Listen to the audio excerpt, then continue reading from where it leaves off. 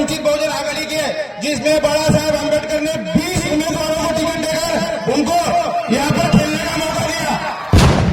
जो आदरणीय बाला साहेब अम्बेडकर है, इन्होंने 20 उम्मीदवार मुसलमानों को दिए। प्यारे उनका काम कर रहे हैं और उनका सिर्फ पोस्टर लगाने का काम यहाँ पे कर रहे हैं, पर सत्ते में जाने का काम नहीं कर रहे। सत्ते में छोटे लोगों को भेजने का अगर कोई काम कर रहा होगा ये देश में, तो प्रकाश आंबेडकर जी वहां पे क्षेत्र में 288 में से 20 उम्मीदवार यहाँ पर मुस्लिम समाज के दिए हैं दोस्तों, क्योंकि हमारी लड़ाई ये संघर्ष की लड़ाई है। हम बादशाह पैदा करेंगे लेकिन वो पब्लिक से करेंगे, क्योंकि जमहूरियत से बादशाह आप तय करते हो मेरे दोस्त। भाई बड़ी संख्या में कांग्रेस पार्टी से बड़ी मोहब्बत करते हैं। मैं पहले ये बता दूं क्या कोई मुसलमान डरता है? बोलो डरता है क्या? जब मुसलमान डरता ही नहीं तो कांग्रेस ने सोच ली कैसा? अपने यकीन मानो, जो भी मुखबिरी करेगा हमारे समाज में, अल्लाह ताला जमीन पर ही उसका हिसाब देगा। तुम्हारे सबके आंखों के सामने दिखेगा। साहेब अम्बेडकर को कांग्रेस पार्लियामेंट में भेजना नहीं चाहती थी। शरद भाऊ सोनोगुरी जी, उस वक्त पश्चिम बंगाल के मुसलमान सामने आए और कहा साहब आओ, लिखे पढ़े लोगों को हमको जरूरत। मुस्लिम समाज के लोग अगर वंचित बहुजन आघाड़ी को मतदान करते हैं तो 100% वंचित बहुजन आघाड़ी यहाँ पर चुन के आ जाए। आयोग का जो टाइमिंग दिया हुआ है वो 15 मिनट बाकी है। आप लोग कहीं से कहीं मत जाइएगा।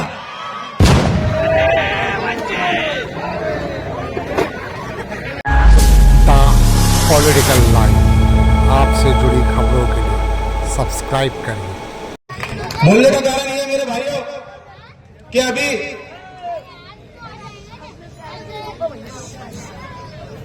इलेक्शन का माहौल है। विधानसभा का अभी एक टूर्नामेंट चालू है। विधानसभा के टूर्नामेंट के अंदर यहां पर 3 टीमें जो अपने सभी लोगों को उम्मीदवारों को लेकर मैदान में आई है। अब 3 टीमें कौन सी है मैं आपको बताता हूं। सबसे पहले तो बीजेपी महायुति के अंदर बीजेपी, राष्ट्रवादी का एक गठ, एक शिवसेना का एक गठ। आज ये सारे पार्टियां मैदान में उतरकर अपने अपने प्लेयरों को लेकर मैदान में उतरी है।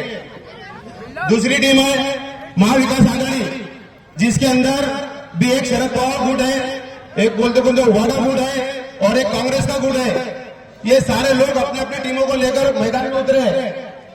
और एक है वंचित बहुजन आघाड़ी, जो अपने प्लेयरों को लेकर मैदान में उतरी है। तो मैं आपको बोलने का कारण है भाई कि देखो, आज जो महायुति, जो बीजेपी, जिसके अंदर महायुति के अंदर हर टीम के अंदर 15-15, 11-11 प्लेयर है, लेकिन महायुति के अंदर एक भी मुसलमान वहां की रोड के अंदर नहीं खेल रहा है। जो महाविकास आघाड़ी है, महाविकास आघाड़ी के अंदर स्टेडियम के अंदर इन्होंने 15 लोगों की टीम जो तैयार करी, उसके अंदर भी एक भी मुसलमान ग्राउंड के अंदर नहीं है। और तीसरी जो टीम है वो वंचित बहुजन आघाड़ी की है, जिसमें बाला साहेब अम्बेडकर ने 20 उम्मीदवारों को टिकट देकर उनको यहाँ पर खेलने का मौका दिया। तो मैं बताना चाहता हूं भाइयों,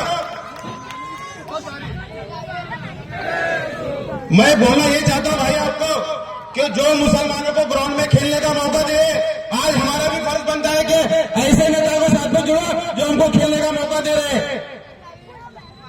नहीं तो मुसलमानों का आज एक ही काम रहा है, ग्राउंड के बाहर खड़े रहो। एक तो तुम उनको प्लेयरों को पानी दो या फिर आप ग्राउंड के बाहर जाओ। आज 14% आबादी हमारी मुसलमानों की यहाँ पर है। 14% मुसलमानों की आबादी होने पर आज सिर्फ महाविकास आघाड़ी ने 4 उम्मीदवार मुसलमानों को दिए। 4 उम्मीदवार। इनको शर्म नहीं आती? ये 14% मुसलमानों के वोट लेते हैं और इनको उम्मीदवारी देने में 4 उम्मीदवार लेकर इनको शर्म नहीं आती? आज जो आदरणीय बाला साहब अम्बेडकर है, इन्होंने 20 उम्मीदवारी मुसलमानों को दी है। 20 उम्मीदवारी। अरे तो बोलने का मतलब मेरे भाइयों, मेरे दोस्तों, मेरे बुजुर्गों, आज आपके पास में यहाँ पर बहुत से लोग आएंगे, बहुत से लोग जाएंगे, आपके साथ में झूठे वादे करेंगे, लेकिन कब तक करेंगे? जब तक इलेक्शन है। इलेक्शन के बाद में जब ये चुनकर आ गए तो ये आपका पुरसाने हाल पूछने को भी नहीं आते, क्या भाई आप लोग कैसे हो?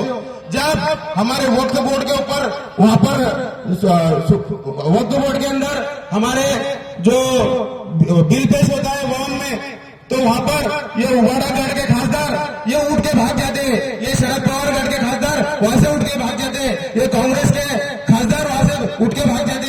अरे यही जो खासदारों को तुमने चुनकर दिया, ये तुम्हारी आवाज उठाने को तैयार नहीं है, तो फिर क्या क्या फायदा भाई ऐसे लोगों के पीछे खड़े रहकर, जो सिर्फ अपना वोट लेते हैं, अपने वोट का इस्तेमाल करते हैं और बाद में फिर जहां मुसलमानों के साथ में खड़े रहने का टाइम आया तो ये भागते हैं।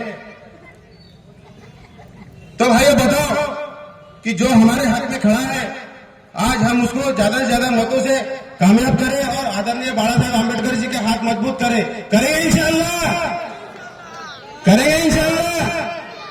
वंचित बहुजन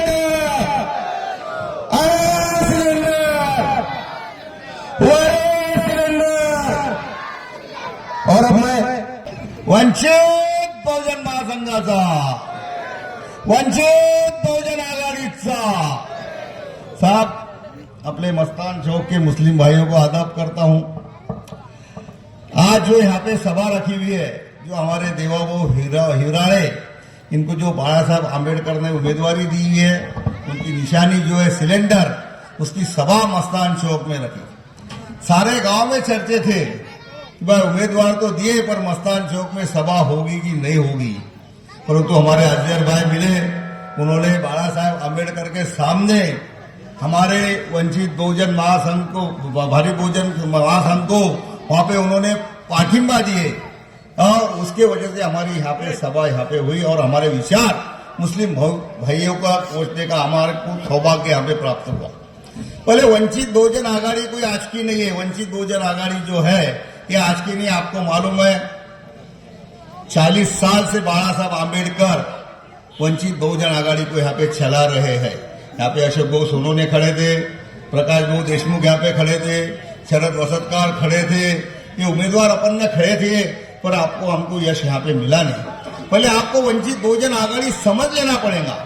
वंचित बहुजन आघाड़ी अगर समझी होगी तो अकोले डिस्ट्रिक्ट के तुम्हारे मुसलमान और वहां के बहुजन लोगों को वहां पे समझे।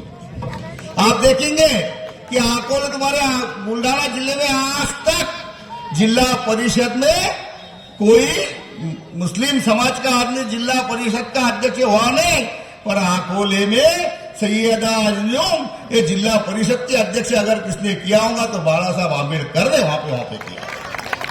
आज 40 साल से आम्बेडकर साहब की सत्ता जिला परिषद पंचायत समिति की है। आपको मालूम है मैं 40 साल से वंचित बहुजन आघाड़ी में काम कर रहा हूं और बाला साहब आम्बेडकर का काम देखता हूं।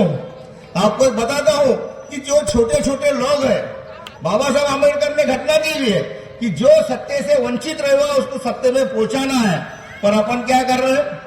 अपन वो काम कर रहे नहीं। अपन जिनके घराने राजकारण में आ रहे हैं उनका काम कर रहे हैं और उनका सिर्फ पोस्टर लगाने का काम यहाँ पे कर रहे हैं, पर सत्ते में जाने का काम नहीं कर रहे। सत्ते में छोटे लोगों को भेजने का अगर कोई काम कर रहा होगा ये देश में तो प्रकाश आम्बेडकर जी वहां पे। मैं बताता हूं एक किस्सा। यहाँ पे अगर सोनेकर सर बैठे उनको मालूम है, मेरे को निरीक्षक करके गए थे हमारे इसमें, मुझे बारसी टाकली में निरीक्षक करके दिया था देवा भाव, सुनने की बात है, निरीक्षक करके बाहरी टाकली में दिया था। वहां पे सब जिला परिषद पंचायत समिति के उम्मीदवार खड़े थे। बाला साहब पंचायत समिति में बोले शरद वसतकार अपने को एक मुस्लिम समाज का एक छोटा समाज रहता, बोले मैं कौन समाज रहता? तो बोले बांगली बिल्लो कोई भरते हैं रहता ना तुम्हारे इसमें, कासार समाज रहता मेरे को लगता है ना। वो भाई देखना है, महिला आघाड़ी की थी, महिला की जगह थी, वो भाई को हमने वहां पे देखा। वो भाई एक देखी, वो भाई वहां पे खड़े रहने को तैयार थी, वो भाई को हमने खड़ा किया, चुन के आई। वहां पे 12 मेंबर थे, उसमें के 8 मेंबर हमारे चुन के आए पंचायत समिति में। फिर बाला साहब बोले यार ये चुन के आ गए, वहां पे ओबीसी महिला की जगह खड़ी है, वो सत्कार अपने को वो वहां पे जाके अपने को अध्यक्ष बनाने का है जिला पंचायत समिति का। मैं गया, सब 8 मेंबर लिए, सब पटेल समाज के, माली समाज के लिए थे, उसमें वो भाई भी थी हमारी। वो बोले वसतकार आगे सब हाँ, बोले क्या करना है? तो बोले भाई का फॉर्म वहां पे भर।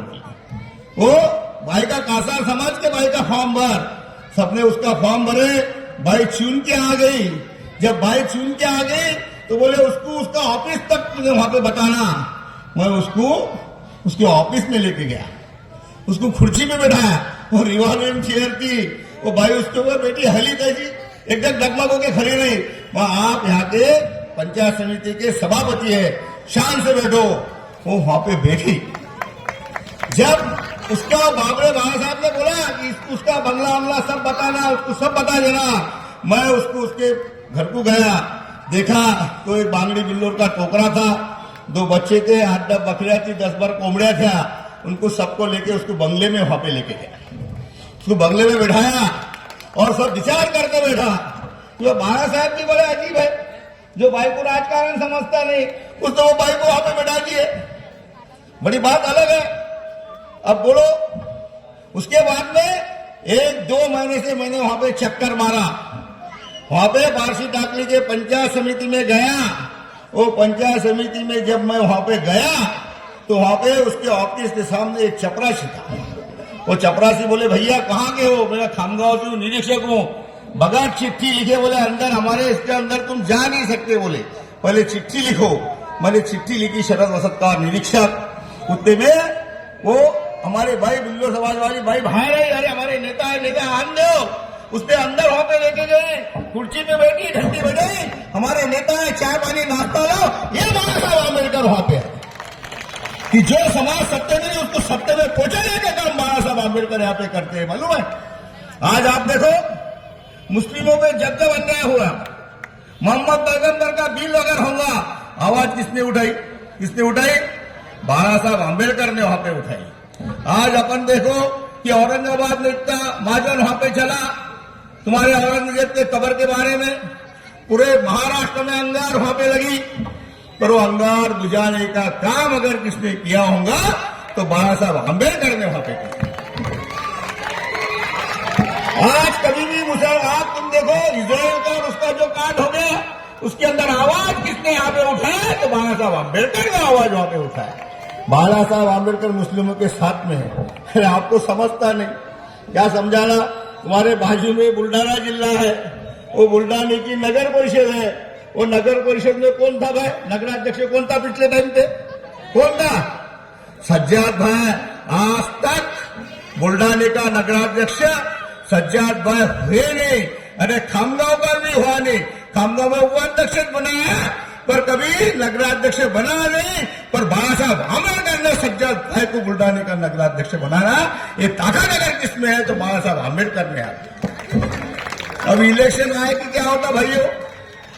जब जब इलेक्शन आया कि अगर वंचित को मत मारे बोले तो बीजेपी चुन के आती है, वंचित को मत मारे तो बीजेपी चुन के आती है।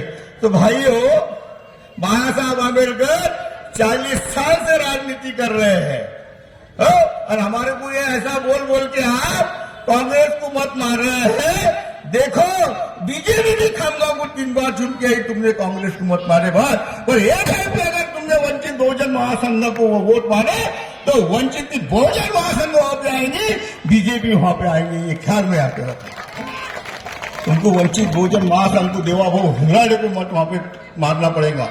आज ये बात करो, आज क्या हो गया? आज अपन देखो बाबा साहब आम्बेडकर ने घटना की है। पहले रानी के पेट में से राजे तैयार होते थे। किसके पेट में से होते थे?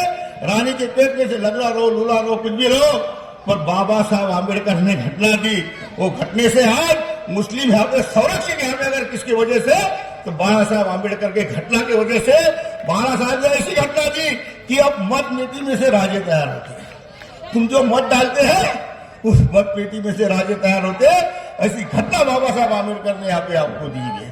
तो आपको अगर ये एनआरसी लागू करना नहीं है, मोहम्मद पैगंबर बिल का पास होने देना नहीं है, तुम्हारे बच्चों को अगर अच्छा शिक्षण यहाँ पे होना है, सब चीजें अगर होना होगा, कपास को अगर 12,000 रुपए का भाव होना है, सोयाबीन को अगर 8,000 का भाव होना है, अपने बेरोजगारों को बेरोजगार मिलने को होना है, तो वंचित बहुजन आघाड़ी के सिवा आप लोगों को पर्याय नहीं है। आप अपने ख्याल में रखिए।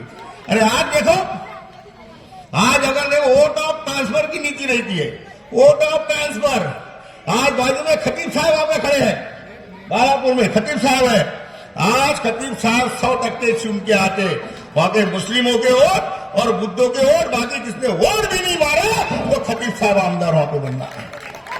आज मलकापुर में मुस्लिम दिया, देखो ना क्यों होगा।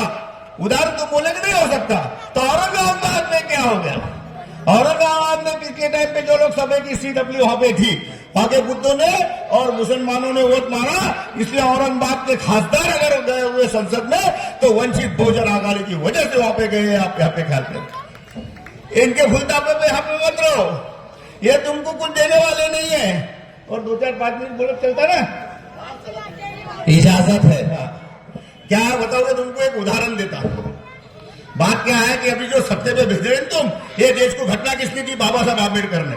इसलिए यहाँ का मुस्लिम को सबको अधिकार मिलेगा। यहाँ का मुस्लिम, बुद्ध, धनगर, तेली, माले को अगर कोई सब अधिकार जो है, शिक्षण के अधिकार, जो महिला है उनको भी अधिकार किसने दिए? तो बाबा साहब आम्बेडकर ने दिए। अगर बाबा साहब आम्बेडकर घटना लिखते नहीं थे तो अपने को अधिकार मिलते नहीं थे। खास अगर कोई राजा की औलाद यहाँ पे होंगी तो बाबा साहब आम्बेडकर यहाँ पे, जिन्होंने अपने को अधिकार यहाँ पे दी। ये जो देख रहा ना मैं, अभी क्या हो रहा, बाया को 1,500 रुपए, छोकरी को 2,000 रुपए, ऐसी कंडीशन यहाँ पे चालू है। इसलिए मेरे को एक नहीं, मेरे को बचपन में एक कथा बताई थी, वो याद आ गई। एक गांव में एक राजा था, वो राजा था, उसको एक घोड़ा लेने का था, राजा को घोड़ा लेने का था। तो वहां का जो प्रधान बोले, यार तुम घोड़ा लेंगे राजा साहब, यहाँ पे एक फकीर है बोले अंधा, वो फकीर को बहुत अच्छी तरह समझता बोले, वो फकीर को लेके जाएंगे और अपने को अच्छा घोड़ा देंगे बोले। राजा साहब ने बुलाया फकीर को, घोड़ा देखने को गए, घोड़ा देखे, फकीर को बोले घोड़ा लेना है। फकीर गया, अंधा फकीर था, घोड़े के ऊपर के हाथ फिराया, ऐसा किया, बोले यार राजा घोड़ा ले मत, बोले तुम इसकी कीमत कितनी बोल रहा? तो बोले 10 लाख रुपए। ले मत बोले इसको, ये घोड़ा तुम्हारे काम का नहीं। बोले क्यों? तो बोले ये घोड़ा बचपन से बोले गाया भैंसा में रहे हुआ है, बोले ये घोड़ा तुम्हारे लड़ाई कोई काम में आएगा क्या? बोले नहीं, बराबर है। हो गया? बोले फिर तुमने उसने वो घोड़ा लिया नहीं, मालिक को बुलाया, फिर भाई घोड़ा, तो बोले सही बात है राजा साहब, तुम्हारे तो झूठ नहीं बोलता, ये जो घोड़ा है ना, बोले ये घोड़ा सही में हमने गाया भैंसा में रखा, तुम्हारे काम का नहीं है, मैंने कीमत बता दिया था। वो फकीर को बोले तूने पैसा ना कैसा? अरे मैंने हाथ घुमाया, बोले मेरे को गोबर की बात आ गई तभी पैसा ना बोले। अरे बोले बहुत अच्छा काम किया, ये ले ले भाई, बोले तुम 500 रुपए। कितने दिए उसको? 500 रुपए। फिर क्या हुआ, राजा को उसके छोकरी की शादी करना थी। फिर बोले यार अपने को फकीर ने अच्छा बताया, बहू लेके भेजे तो इसको लेके जाएंगे। बहू लेके गए, देखने को गए, ये प्रधान की छोकरी थी, इसको लेके गए अंधे को, जो अपने फकीर थे। छोकरी पानी वानी लेके आ गई, सब तुम्हारा वो देखते गई। हो गया? तो उसके बाद में जब वो छोकरी आई, पानी वानी दी, फिर राजा ने उसको बाहर लेके गया। बोले छोकरी करना क्या? बोले ये प्रधान की छोकरी नहीं है, बोले ये प्रधान ने जो दासी रखी हुई थी, बोले नर्तकी, उसकी छोकरी है, करूं मत, तेरे राजघराने के काम की नहीं है। उसने प्रधान को बुलाया, प्रधान को बुलाया और प्रधान को बोले कि भाई एक बात सही है क्या? बोले सही बात है। बोले यार तूने फकीर पैसा ना कैसा, ये बात से तूने बचाया? तो बोले इसके पैर में घुंघरू थे। बोले मैं तभी समझा कि घुंघरू वाली ने नाचने वाली की है, तभी मैं उसको देखा, उसको समझा कि ये तुम्हारे घर के लायक की नहीं है। अरे चल, बोले तेरे को 1,500 रुपए देता। कितने देता? 1,500।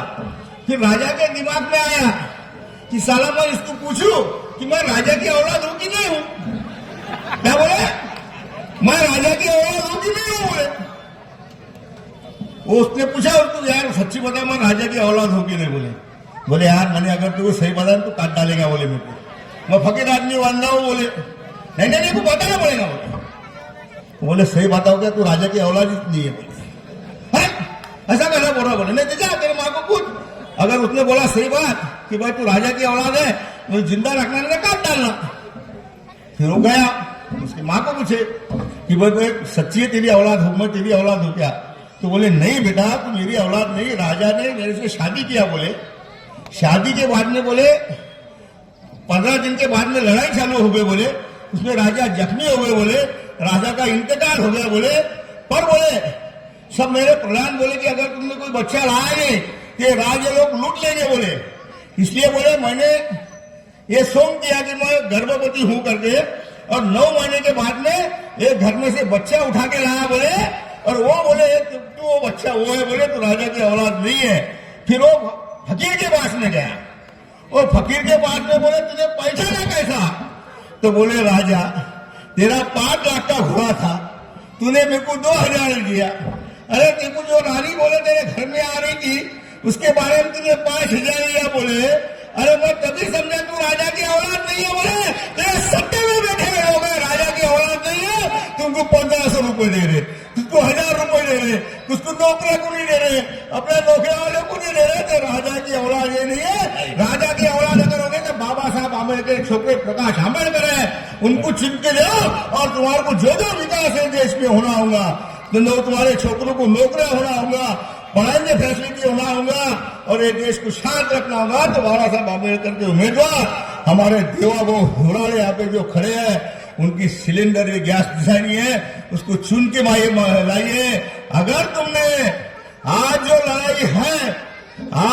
जो लड़ाई है ये आज बीजेपी और वंचित बहुजन महासंघ में आपने कांग्रेस को मत मारा तो बीजेपी चुन के आएगी। तुमने अगर देवा भाऊ घोड़ाले को अगर साथ दिया तो अपना औरंगाबाद, अपना अकोला, अपना बारापुर रहेगा नहीं। यहाँ पे वहां पे खतीब साहब चुन के आएंगे, यहाँ पे देवा भाऊ चुन के आएंगे। इसलिए आपसे गुजारिश करता हूं कि हमारे देवा भाऊ की जो निशानी है सिलेंडर, उसके ऊपर आप सिक्का मारिए, किसके भूलथापा में मत जाइए।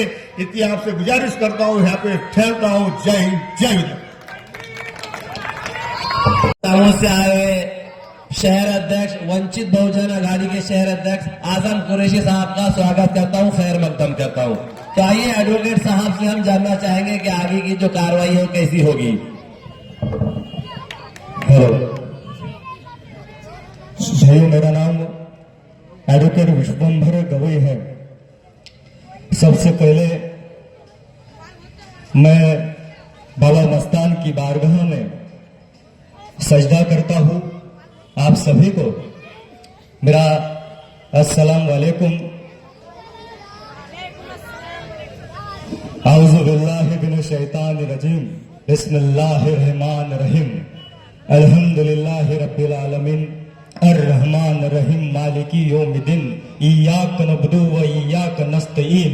इहदिना सिरातल मुस्तकीम सिरातल लज़ीना अनअमता अलैहिम गैरिल मग़दूबी अलैहिम वलद्दालीन। आमीन आमीन सुम्मा आमीन। तो भाई ने जो है तो कलमा पढ़ा माशाअल्लाह की अपनी मोहब्बत है, आप सभी जानते हो। सर बड़ा खूबसूरत अंदाज में इन्होंने पढ़ा है। अगर इसमें कोई गलती या कोताही हो तो हमें माफ कीजिएगा। जी जरूर। जैसा कि आप सभी लोग जानते हो कि आने वाली 20 नवंबर 2024 को खामगांव विधानसभा मतदार संघ का चुनाव होने वाला है।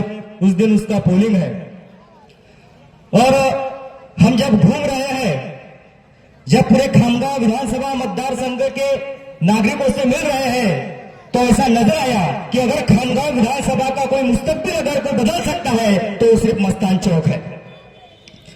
इसलिए मस्तान चौक में अगर खामगांव विधानसभा मतदार संघ में जो 2 मर्तबा का आमदार है, जो ख्वाब देख रहा है इस खामगांव क्षेत्र में हैट्रिक करने की, कोई ख्वाब देख रहा है 4थी बार आमदार होने की, लेकिन आप जानते हो, आप कुरान का पैगाम जानते हो, अब अल्लाह के रसूल जानते हो। इंशाअल्लाह अगर 20 नवंबर को इस खामगांव विधानसभा का चेहरा मोड़ा और मुस्तकबिल अगर बदलना है तो अभी बादशाहों का दौर नहीं है मेरे दोस्तों। अभी बादशाह पैदा होता है क्योंकि जमहूरियत में, इस देश के आईन में जो उनको आजादी दी है, और जब इस देश में कटोगे और बटोगे की राजनीति हो रही है, जिहाद के नाम पर हमको छेड़ा जा रहा है, तभी हमको श्रद्धेय एडवोकेट बाबा साहब अम्बेडकर को साथ देना होगा और गरीब का बच्चा आमदार बनाना होगा। एक शायर ने हमारे उम्मीदवार देवा भाई हिरानी के लिए बहुत खूब कहा है कि मैं तुम्हें अपने उसूलों की कसम देता हूं, मुझे मजहब के तराजू में ना तोला जाए, मैंने इंसानों में रहने की कसम खाई है, मुझे हिंदू या मुसलमान ना समझा जाए, मुझे हिंदू या मुसलमान ना समझा जाए। ये इंसानियत की लड़ाई है मेरे प्यारे अजीज दोस्तों बुजुर्गों। सही मायने में हमको बोला जा रहा है कि यहाँ का मुस्लिम जो ऑटो है वो पैसे की बुनियाद पर बेचा जा सकता है। ये हमारी कीमत जो कुरान का पैगाम जानता है, जो अल्लाह के रसूल जानता है, इंशाअल्लाह मेहनत और ईमानदारी की रोटी को अल्लाह ने, हमारे नबी ने इबादत का दर्जा दिया है। अगर हमारी मेहनत और ईमानदारी की रोटी को हमारे नबी ने इबादत का दर्जा दिया है तो कौन होता हो तुम हमारा सौदा नोटों पे करने वाले, कौन हो तुम? और इसीलिए जब एडवोकेट बाबा साहब अम्बेडकर ने इस देश को समझा, इस महाराष्ट्र की राजनीति को समझा, तब ऐसा नजर आया और हमको ये नजर आते देखते हुए शर्म आती है कि 14% मुस्लिम इस महाराष्ट्र में है, लेकिन कौन सी पार्टी, जो पार्टी आपका 70 सालों से सिर्फ यूज कर रही है, उन्होंने एक सादा एक कैंडिडेट नहीं मिला मुस्लिम। एडवोकेट बाबा साहब अम्बेडकर की राजनीति ने इस पूरे महाराष्ट्र के विधानसभा क्षेत्र में 288 में से 20 उम्मीदवार यहाँ पर मुस्लिम समाज के दिए हैं दोस्तों, क्योंकि हमारी लड़ाई ये संघर्ष की लड़ाई है। हम बादशाह पैदा करेंगे लेकिन वो पब्लिक से करेंगे, क्योंकि जमहूरियत से बादशाह आप तय करते हो मेरे दोस्तों। मेरे अजीज दोस्तों, हमारे महाराष्ट्र के उपाध्यक्ष शरद भाई ने बहुत अच्छी बात कही कि जिंदगी जख्मों से भरी है, उसे मरहम बनाना सीख लो, हारना तो मौत के सामने है, फिलहाल जिंदगी से जीतना सीख लो। ये मस्तान चौक खामगांव का मुस्तकबिल जरूर बदलेगा। और आज हमको ये तय करना पड़ेगा कि एक गरीब का बेटा जिसको कोई खानदान में यहाँ पर राजनीति का नहीं, राजनीति की कोई विरासत नहीं, वो अगर सपने दे सकता है, क्योंकि आज हमारी तैयारी हो गई। बाबा साहब अम्बेडकर की एक ऐतिहासिक सभा डॉक्टर बाबा साहब अम्बेडकर नगर परिषद मैदान में संपन्न हुई। सुजात दादा अम्बेडकर जो हमारे राष्ट्रीय नेता है, उनकी सभा संपन्न हुई। 55,000 की लीड तो बौद्ध समाज से हमको आज ही मिल गई। खामगांव में अगर परिवर्तन आ सकता है, इसका मुस्तकबिल, इसका चेहरा अगर बदल सकता है, तो मुस्लिम भाइयों ये आपके हाथ में है, क्योंकि वंचित के खड़े रहते कांग्रेस का उम्मीदवार यहां से जीत नहीं सकता। ये काले पत्थर गिर रहे हैं। और कौन जीता है? 70 साल में क्या किया कांग्रेस ने? हमारे युवा तरुण, क्योंकि हम किसी खानदानी विरासत राजनीति से आने वाले लोग नहीं है, हम यहाँ हमारे गोश्त के समोसे खाने वाले लोग हैं, यहाँ मिलने वाले लोग हैं। हम आप में से उठकर यह राजनीति का जो मंजर है वो देख रहे हैं। तो इसीलिए मैं आपसे एक युवा होने के नाते खास तौर से मैं मेरे नौजवानों से ये गुजारिश करूंगा कि आप अपनी राजनीति समझे, क्योंकि चांस अपने पैंट की चेन से लेकर टमाटर तक हर चीज अगर राजनीति से तय होती है तो हमको भी हमारी राजनीति तय करनी पड़ेगी और हम तय करेंगे। एक गरीब के बेटे को आमदार बनाएंगे। कोई भी खाप देख ले, किसको हैट्रिक करनी है, किसको चौथी बार आमदार बनना है, लेकिन ये कब होगा? अरे 55,000 की लीड तो बौद्ध समाज ने हमको आज ही दी थी। आपकी जरूरत है दोस्तों, इसलिए मैं आपसे पुरजोर गुजारिश करूंगा कि आने वाली 20 नवंबर को खामगांव का मुस्तकबिल बदलना है, परिवर्तन लाना है दोस्तों। क्योंकि सिर्फ हंगामा खड़ा करना हमारा मकसद नहीं, सिर्फ हंगामा खड़ा करना हमारा मकसद नहीं। हमारी कोशिश है कि ये सूरत बदलनी चाहिए, हमारी कोशिश है कि ये सूरत बदलनी चाहिए। तो इनकलाब आएगा, इनकलाब आएगा। एक गरीब का बेटा बादशाह हो सकता है कि नहीं, ये आप तय करेंगे। इसलिए मेरे प्यारे दोस्तों, बुजुर्गों, मेरी आपसे फिर से एक ख्वाहिश है कि मस्तान चौक तय करने वाला एक ख्याल में रखिए और वंचित बहुजन आघाड़ी का नुमाइंदा विधानसभा में पहुंचाइए। धन्यवाद, शुक्रिया, खुदा हाफिज। और एक ऐलान मेरे से छूट गया, इस प्रोग्राम को कामयाब करने के लिए जिन हमारे यहाँ के अजीज दोस्तों ने जो मदद की, जनाब माजिद खान पठान, जनाब बबलू कादिर साहब और हमारे अजीज प्रिय दोस्त जनाब धन्ना भाऊ नितनौरे, आसिफ पठान जी, इन सभी का मैं इस्तकबाल करता हूँ। खुदा हाफिज। जी वकील साहब बहुत शुक्रिया कि रोंगटे खड़े करने वाली बात आपने कही। 70 साल आपने कांग्रेस का गिनाया और बीजेपी को आप भूल गए, तो उसकी गिनती भी मैं भी कराऊंगा थोड़ी देर बाद इंशाअल्लाह। तो आइए मैं अब अपनी बात रखने के लिए दावत देता हूं, इस्तकबाल करता हूं सोनेकर सर का कि वो आए और आपको संबोधित करे अपने। खामगांव क्षेत्र के वंचित बहुजन आघाड़ी के उम्मीदवार देवाभाऊ हिवराड़े और मेरे सभी साथीगण और बड़ी संख्या में हमें सुनने आए, हमारी बात को सुनने आए मस्तान चौक के सभी भाइयों को मेरा सलाम। मैं बहुत कम शब्दों में मेरी बात यहां रखने की कोशिश करूंगा। आप सभी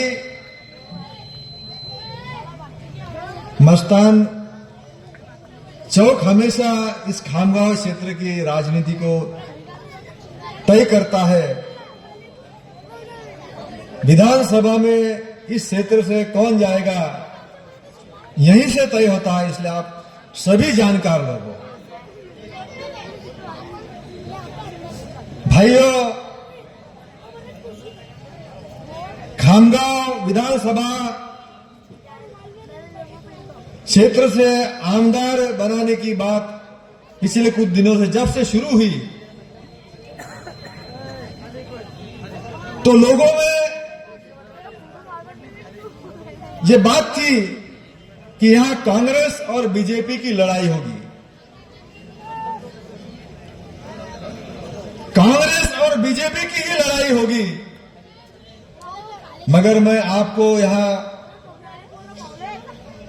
पुरजोर तरीके से बताना चाहता हूं कि हमने इतनी मेहनत की, आपने देखा होगा नगर पालिका के मैदान में 2-2 सभाएं हमने की। सुजात अंबेडकर जी की सभा हुई, हजारों की तादाद में लोग आए।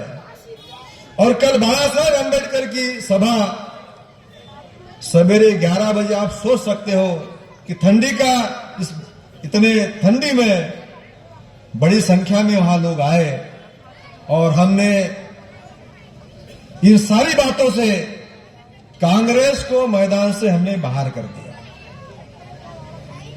अब इस लड़ाई में कांग्रेस बिल्कुल है ही नहीं, ये आप जान लो।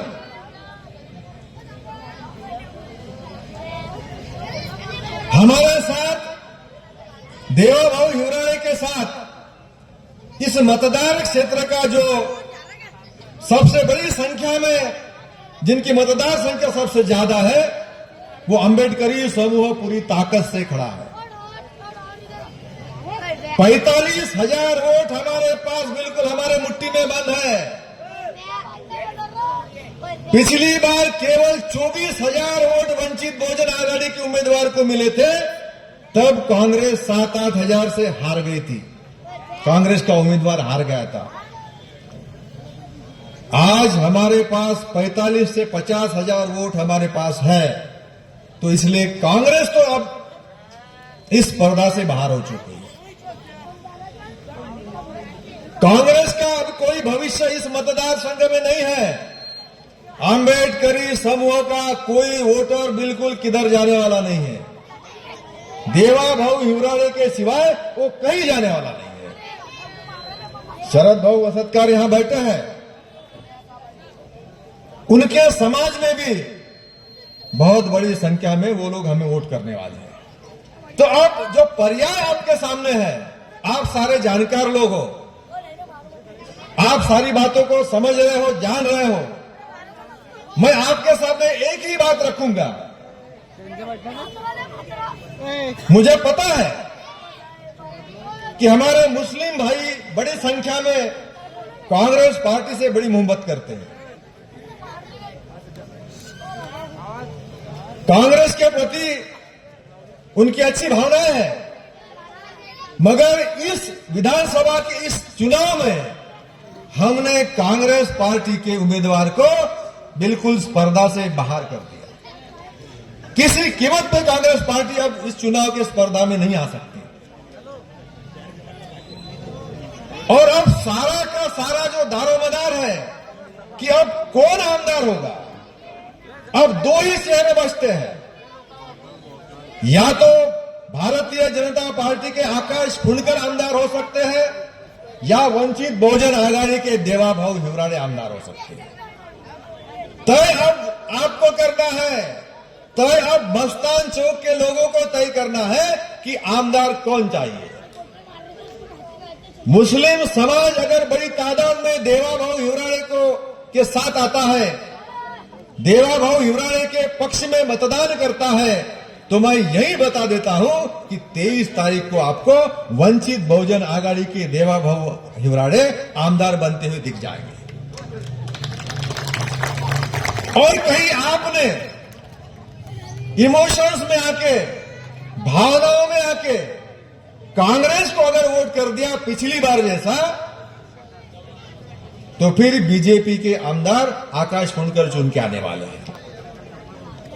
पर्याय बिल्कुल आपके सामने खुला है, आपके सामने पर्याय बिल्कुल खुला है। दो लोगों में अभी टक्कर चल रही है, कांग्रेस स्पर्धा से बाहर हो चुकी है। इसलिए मैं आपको गुजारिश करता हूं कि बीजेपी को रोकने के लिए, मनुवादी विचारधारा को रोकने के लिए,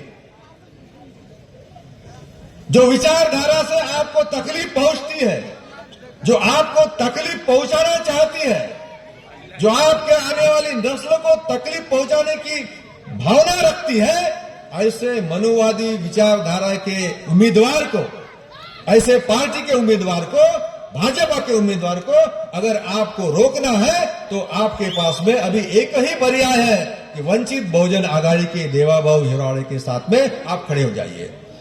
हम बिल्कुल मुकाबला करेंगे उनसे। बाबा साहेब अम्बेडकर के नेतृत्व में मनुवादी विचारों से लड़ने में हम लोग सक्षम हैं, आपका साथ चाहते हैं। मस्तान चौक के हमारे भाइयों का साथ चाहते हैं कि आइए हम सब मिलके देवाभाऊ हिवराड़े को इस क्षेत्र का आमदार बनाएंगे। और मैं आपसे गुजारिश करता हूं कि 20 तारीख को जब आप वोट देने जाओगे तो ये बात को आप बिल्कुल याद रखिएगा।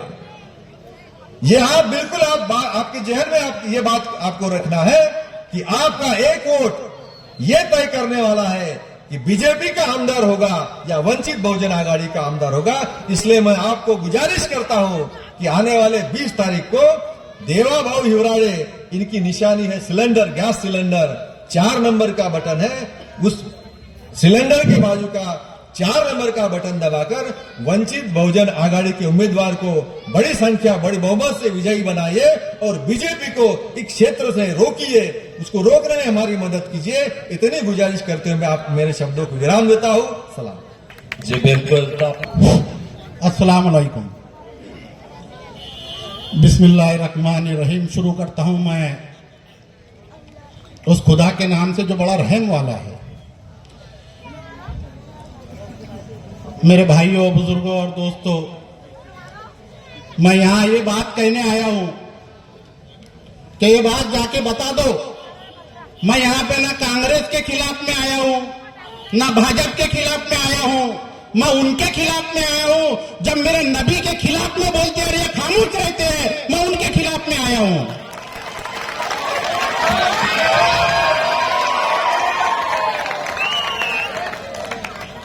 मैं किसी पक्ष के खिलाफ में नहीं आया हूं, मेरे नबी के खिलाफ में बोलने वाले और ये खामोश चुप रहते हैं तो इनकी जबानें बंद हो जाती है, मैं उनके खिलाफ में आया हूं। बेजमीरों से, रियाकारों से, मक्कारों से। मैं पहले ये बता दूं, क्या कोई मुसलमान डरता है? बोलो, डरता है क्या?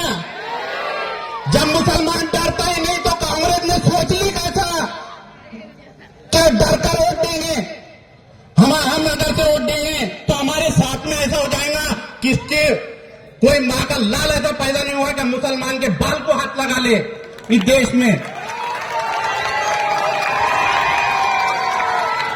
बेजमीरों से, रियाकारों से, मक्कारों से फायदा कुछ नहीं है। गिरती हुई दीवारों से लड़ तो सकते हम टीपू की तरह सारी दुनिया से, लेकिन डर लगता है कौम में छुपे हुए गद्दारों से। बिल्कुल डर लगता है कौम के छुपे हुए गद्दारों से। हमारे को डर किसी से नहीं है, हमको डर है हमारे पड़ोसी से, हमारे घर वाले से और हमारी कौम के मुखबिर से।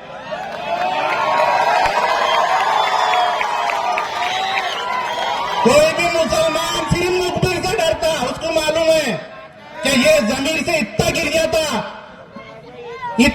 जाता कि उसके अंदर खुदा का खौफ नहीं। यकीन मानो जो भी मुखबिरी करेगा हमारे समाज में, अल्लाह ताला जमीन पर ही उसका हिसाब देगा, तुम्हारे सबके आंखों के सामने दिखेगा। मैं ज्यादा बोलने का, मेरे को ज्यादा टाइम तो नहीं मिला, लेकिन मैं ये बात बोलकर अपनी बात खत्म करता हूं कि देवा भाऊ हिवराड़े, ये गैस सिलेंडर पर इनका 4 नंबर का बटन है। यहां पे मेरे आदरणीय शरद भाऊ वसतकर, सोनेकर सर, वकील साहब और वो शख्स जिसके खिलाफ में कुछ लोग बोलते हैं इस गांव के कि हजार जमींदार ऐसे है, अरे हजार जमींदार ऐसे है, वो घर से भी निकलते तो ये नियत लेकर निकलते हैं कि मैं किसी गरीब की मदद कर दूं या किसी परेशान की मदद कर दूं। वो ये नियत निकलते हैं, वो किसी का बुरा नहीं कर सकते। हजार जमींदार, मैं हजार जमींदार को सलाम करता हूं यहां पर। और हजार जमींदार ऐसे पक्ष से जुड़े हुए हैं जो पक्ष के नाम में टीपू सुल्तान है। अरे भाई, हम ईमान वाले हैं, क्या आप शरीयत में दखल अंदाजी देने वालों को वोट करोगे? क्या आप हमारी बहन, माँ बहन के जो हिजाब को हाथ लगाता है उसको वोट करोगे? क्या आप अलीगढ़ यूनिवर्सिटी छीनने वालों को वोट करेंगे? मेरे को आपकी जबानी होना। क्या आप नबी के खिलाफ में बोलते हैं और उनके साथ में खड़े रहने वालों को वोट करेंगे? हम वोट करेंगे श्रद्धेय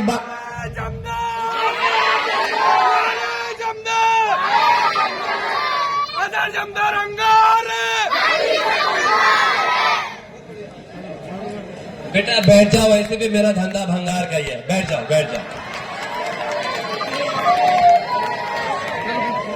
एक श्रद्धेय बाबा साहेब अम्बेडकर, जिन्होंने एक ऐसा बिल बनाया है कि मोहम्मद पैगंबर के अगर से कोई उनकी बेहुरमती करता है तो उन पर सख्त से सख्त कानून बनना चाहिए। ऐसा एक ही बिल, एक ही शख्स है महाराष्ट्र के अंदर, वो है श्रद्धेय बाबा साहेब अम्बेडकर। उन्होंने ये कायदा बनाने की पूरी कोशिश की है और इंशाअल्लाह अगर से हम सत्ता में बैठते हैं तो यकीनन ये कायदा पास होगा। और उसके बाद में कोई माँ का लालो पैदा नहीं हुआ कि मेरे नबी की शान में गुस्ताखी कर दे, ऐसा कभी नहीं हुआ। और इस बात का खास ख्याल रखे कि देवा भाऊ हिराड़े के साथ में आप सब खड़े रहे। और मैं इस शेर के साथ में अपनी बात खत्म करता हूं कि वो मौतेबर है तो फिर आजमा के देखेंगे, वो मौतेबर है तो फिर आजमा के देखेंगे। हम भी आफ्ताब से आके मिलाकर देखेंगे और बहुत गुरूर है इन सरफिली हवाओं को, अब की बार दिया हम जलाकर देखेंगे। तो जो है तो आपकी बार दिया हम जलाकर देखेंगे और दिया जलेगा, दिया जलेगा भाव के रूप में, देवा भाव के रूप में वो दिया जलेगा जिसका हमको इंतजार है। तो दोस्तों, सिलेंडर को याद रखिए, जो जातिवादी शक्तियां है, जो देश में भड़काने का काम कर रहा है, तो अगर कोई बुझाने का काम कर रहा है तो वह प्रकाश बाला साहब अम्बेडकर, जिनका नाम है प्रकाश बाला साहब अम्बेडकर, संविधान के अगर कोई रक्षक है तो वह बाला साहब अम्बेडकर। तो आइए दोस्तों, मैं स्वागत करता हूं उस शख्सियत का जिसे आप भी सुनने के लिए बेकरार है। एडवोकेट मोबिन शेख साहब से मैं गुजारिश करूंगा। अस्सलाम वालेकुम। मेरे भाई अजहर साहब ने खूबसूरत अंदाज में मुझे मैसेज दिए कि 10 मिनट में बैटिंग करना है और फिर घर जाना है। ये बिल्कुल 2020 का दौर है। शायरी सुनने के बाद भाई की मुझे ऐसा लगा कि मैं भी अपनी जो शुरुआत है वो शायरी से करूं, लेकिन उससे पहले उस रब की हमदो सना करें जिसके कब्जे कुदरत में तमाम मखलूक की जान है। शुरू करता हूं अल्लाह के नाम से जो निहायत मेहरबान और रहीम और करीम करने वाला है। खामगांव की जिंदा दिल और बेबक अवाम को अस्सलाम वालेकुम। अगर भाई मैं मुबारकबाद देता हूं आपको, और यहां लोग जो सर्दी के मौसम में खड़े हैं मैं दिल से मुबारकबाद देता हूं। ये जो लोग खड़े हैं देवा भाई, ये कोई 500 की लालूच में आने वाले लोग नहीं हैं। ये जो लोग खड़े हैं ये खाने की लालूच में आने वाले नहीं हैं। ये लोग विचारधारा की लड़ाई और इंसानियत के लिए जिंदा दिल रखने वाले लोग हैं। मैं इसलिए तमाम लोगों से दरख्वास्त करता हूं एक बार खुद के लिए जोरदार तालियां बजाएं और मुझे इजाजत दें। याद रख, जीतने की जीत अगर तेरी है तो ये भी याद रखो कि जीतने की भी जीत हमारी है। और इतनी सी बात पर अपनी जंग जारी है। दुआ करो कि सलामत रहे हौसले मेरे, ये अकेला एक चिराग हजारों आंधियों पर भारी है।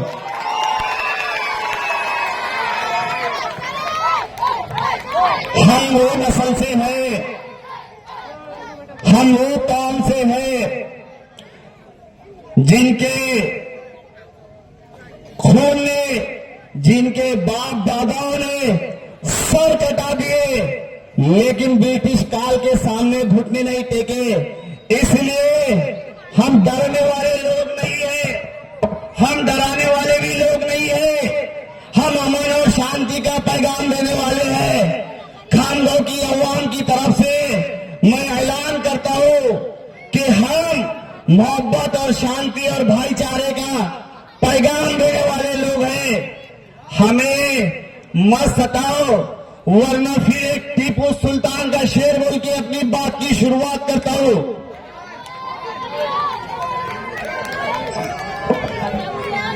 देखो भाऊ, मेरे को एक बात याद आई, शेर बाद में बोलता हूं। मैं आपको एक बात बता दूं, शरद भाऊ वसतकार साहब मेरे गुरु यहां बैठे हैं।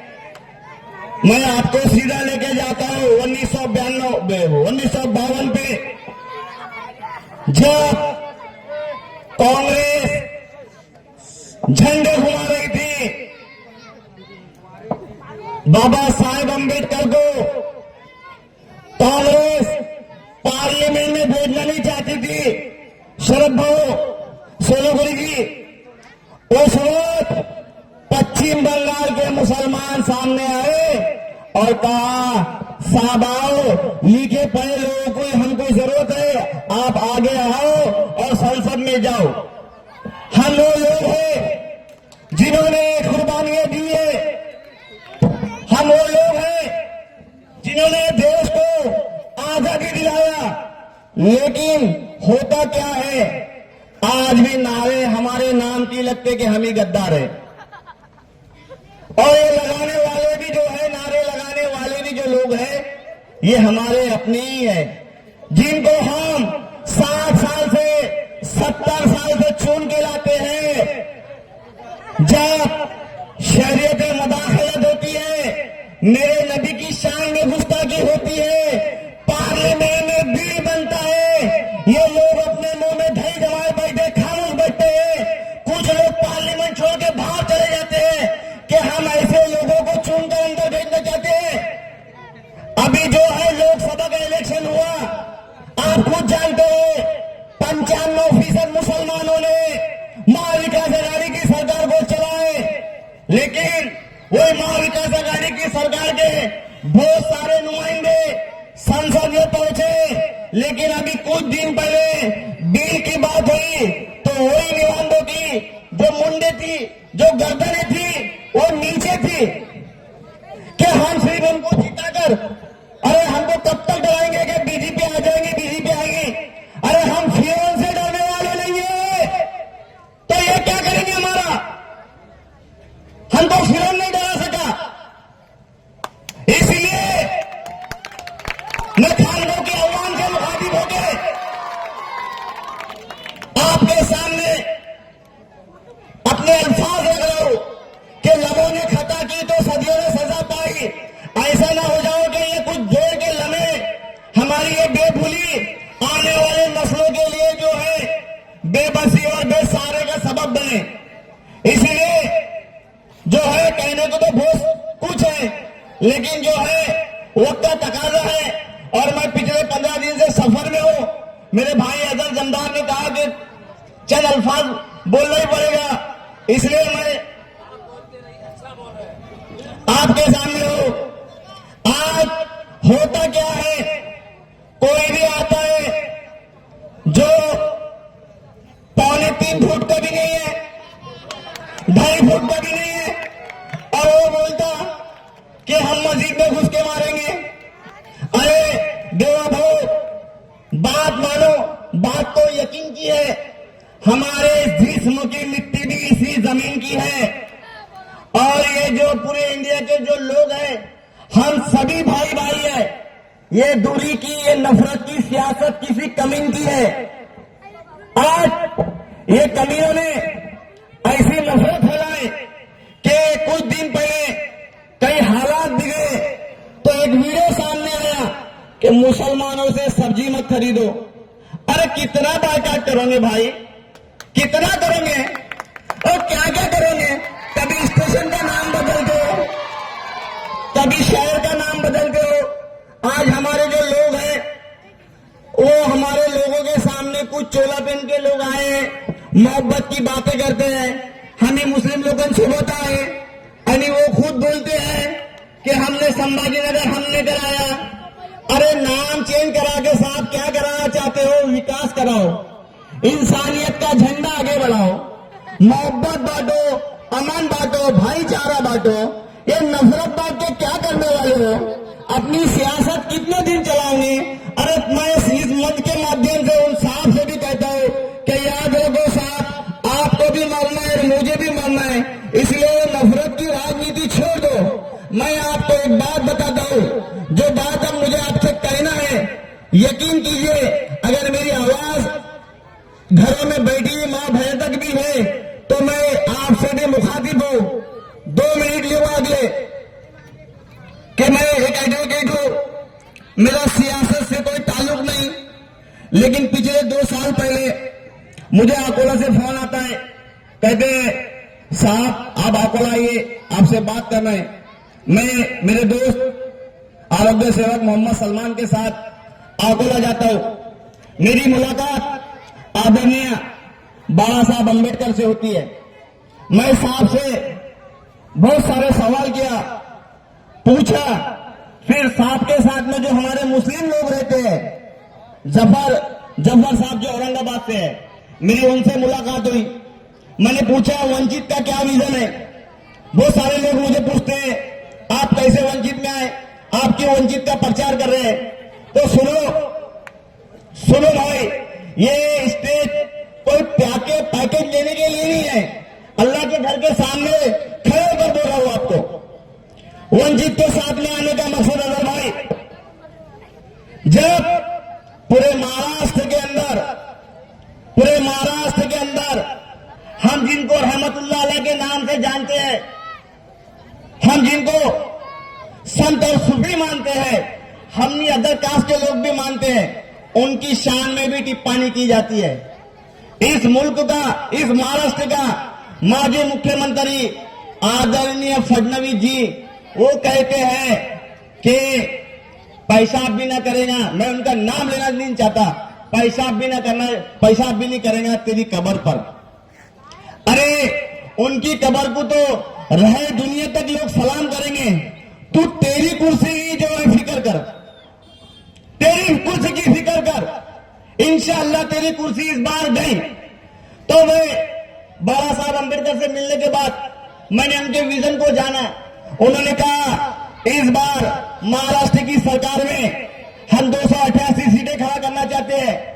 288 छोड़े वकील साहब, अगर 20 सीटें चुन के आती है तो महाराष्ट्र में 1 महीने में हजरत मोहम्मद सल्लल्लाहु अलैहि वसल्लम बिल पास होगा।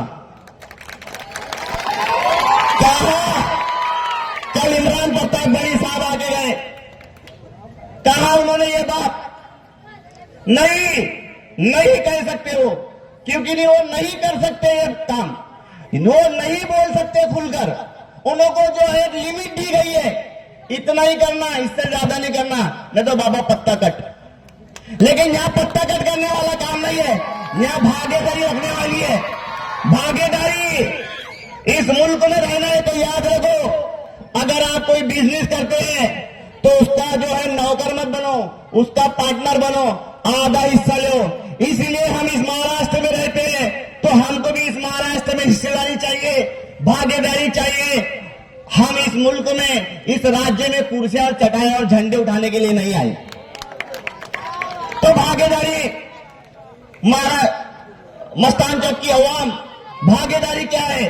भागीदारी ये है, सुनो गौर से, 288 में 21-20 मुसलमान हैं, 21-20 मुसलमानों को वंचित ने टिकट दी। और हम जो 70 साल से कांग्रेस का काम कर रहे हैं, वो 4 और 5 टिकट के लिए टांगा घसने लगा रहे हैं हमारे को। अरे मैं कोई कांग्रेस का विरोधक नहीं हूं, मैं भाजपा का भी विरोध नहीं कर रहा हूं, मैं आपको सच्चाई बता रहा हूं। अगर आपको सच्चाई कबूल होती है तो सुनिए, भागीदारी है कि 288 में बाबा साहब अम्बेडकर ने 20 मुसलमानों को टिकट दिया।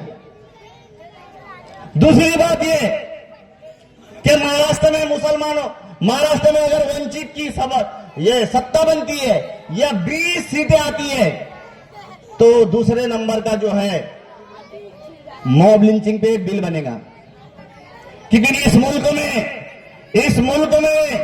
कभी 1 लाख के नाम पर, कभी अंसारी के नाम पर, कभी तबरेज के नाम पर कितने लोगों ने अपनी जान गंवाई है। तो अगर महाराष्ट्र में वंचित के अगर 20 सीटें आती है, 20 सीटें आती है, तो यकीन कीजिए, मैं गवाही देता हूं आपको कि इंशाअल्लाह 2 या 3 महीने के अंदर मॉब लिंचिंग पे भी बिल पास होगा, इंशाअल्लाह। तीसरी बात, अगर महाराष्ट्र में वंचित के 20 सीट आते हैं तो जो है हमारी इतने 60 साल से हमदर्द सरकार, हमारी आपकी सरकार कांग्रेस, हमारी अपनी सरकार, इसलिए बोल रहा हूं 60 सालों से हम कांग्रेस कर रहे हैं। 60 साल से जो कांग्रेस ने अधूरा काम करके छोड़ के गई, कौन सा काम बता सकता है कोई? अधूरा काम यह है कि हमारे मुल्क में एक कमेटी बनी थी, देवा भाऊ, इस मुल्क में एक कमेटी बनी थी और वो कमेटी का नाम था सच्चर कमेटी। उस कमेटी में मुसलमानों की स्थिति जो है, उनकी स्थिति, शैक्षणिक आर्थिक स्थिति जांचने के लिए बोला गया। आप यकीन मानो, स्टेज पे बोलने जैसे नहीं है। मेरे यहाँ बहुत सारे दोस्त एडवोकेट हैं, आरिफ वकील साहब, अरशद साहब, आप इनसे जाकर जो है पीडीएफ लीजिए, सच्चर कमेटी का अहवाल लीजिए और देखिए सच्चर कमेटी ने मुसलमानों के बारे में क्या कहा मुसलमानों की जो स्थिति एकदम हल्की है, स्टेज पे बताने जैसे नहीं है, क्योंकि नहीं हम वो लोग हैं जिन्होंने हजारों साल हुकूमत करी है।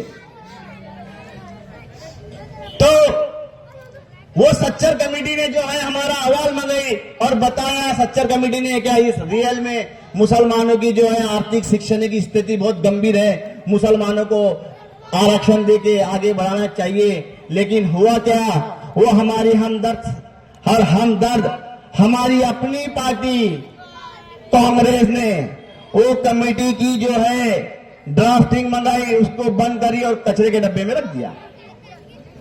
उस पर अमल बजानी नहीं हुई।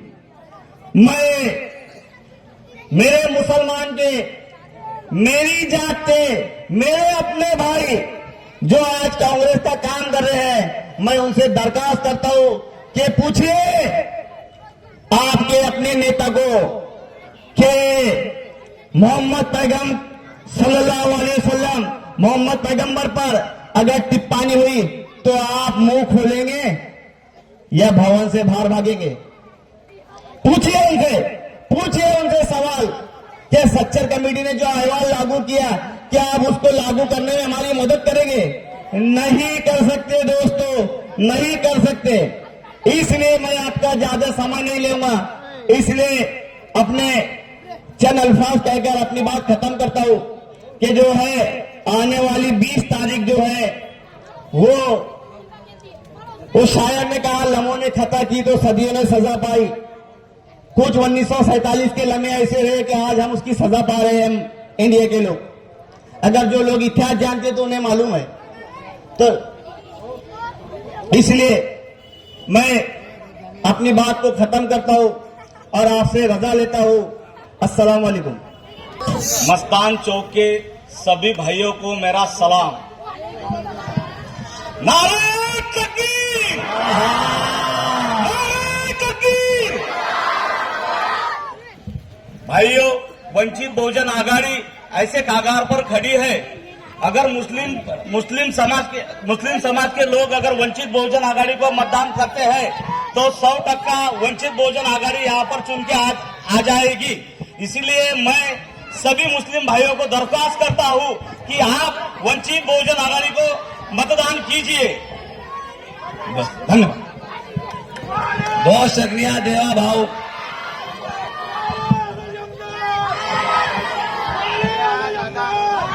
तो लग रहा है मुझे कि जिस बात का आपको इंतजार था, शायद हो सकता है मेरा इंतजार हो, तो कुछ चीजों से, कुछ बातों से मैं आपको अवगत कराऊंगा कि आप आज जो ये मजलिस दी गई है, देखिए अभी मैंने घड़ी देखा तो 15 मिनट बाकी है। 15 मिनट बाकी है। ये संदेश वहां से भी जाएगा, यहां से भी जाएगा कि चुनाव आयोग का जो टाइमिंग दिया हुआ है वो 15 मिनट बाकी है। आप लोग कहीं से कहीं मत जाइएगा, क्योंकि बहुत जल्दी आप लोग भाई सिलेंडर ही आएगा, भाई सिलेंडर ही आएगा इंशाअल्लाह। तो आप लोग बड़ी जल्दी नतीजे पे पहुंच जाते हैं 15 मिनट वाली बातों पर, ठीक है? तो देवा भाऊ इस क्षेत्र से प्रत्याशी है, वो आपके उम्मीदवार है और बड़ी उम्मीदों से आए हैं कि आप उनको अपना कीमती मतदान कीजिए, खैरात कीजिए, भीख दीजिए, लेकिन ये सिलेंडर खो दीजिए, क्योंकि आपके पास देने के लिए भी वजह है कि हमने देखा। ए बेटा मेरे बच्चे,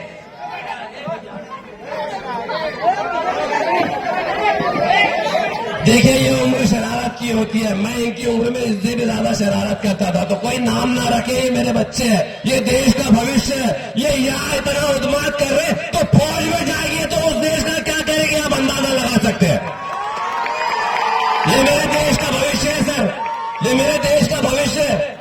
ये यहाँ इतनी उत्पाद कर रहे हैं तो आप अंदाजा लगाओ कि जिस वक्त मैदान जंग में भारत के खिलाफ जो आएगा ये उसके क्या छिचड़े उड़ा देंगे।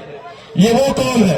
तो दोस्तों मैं बता रहा था आपको कि कल यहाँ पर कोई इरशाद प्रतापगढ़ी की रैली वगैरह कुछ तो भी सभा हुई है। कामरान, अच्छा कामरान या जो भी होगा, ठीक है, कोई बात नहीं। देखिए लोग बड़े अच्छे शायर हैं, जानते हैं, तो मैं आपको दिखा दूं, बता दूं कि रैली कहीं और, सभा कहीं और नतीजा आपने देखा। इतने बड़े शायर हैं, मैं भी मानता हूं अच्छी शायरी करते हैं, लेकिन जिस वक्त देश को शर्मसार करने वाली घटना हुई थी कटवा में, तो उस वक्त मेरे शहर के नौजवान जो है तो निवेदन देने के लिए गए थे एसडीओ